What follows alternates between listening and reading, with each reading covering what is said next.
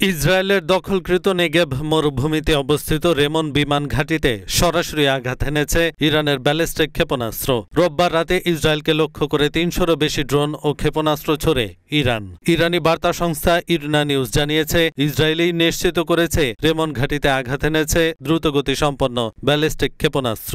সামাজিক যোগাযোগ মাধ্যমে কয়েকটি ভিডিও ছড়িয়ে পড়েছে। সেগুলোতে দেখা যাচ্ছে রেমন ঘাঁটিতে খুব দ্রুত গতিতে আঘাত হানছে ক্ষেপণাস্ত্র।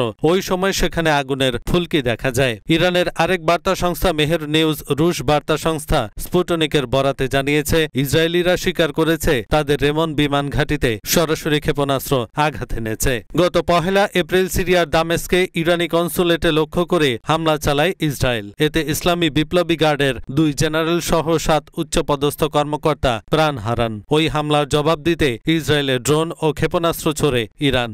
তবে এসব মারণাস্ত্র ইসরায়েলের বড় কোনো ক্ষতি করতে পারেনি। উল্টো হামলাটি ইসরায়েলি প্রধানমন্ত্রী বেঞ্জামিন নেতানিয়াহুর জন্য সুবিধা এনে দিয়েছে বলে জানিয়েছেন দোহা ইনস্টিটিউট ফর গ্র্যাজুয়েট স্টাডিজের বিশ্লেষক মোহাম্মদ এলমার্সে। তার মতে, ইরানের এই হামলার কারণে গাজায় চালানো ইসরায়েলের গণহত্যার কথা সবাই ভুলে গেছেন এবং নেতানিয়াহু যে সমালোচনার মধ্যে ছিলেন সেটি বন্ধ হয়ে গেছে।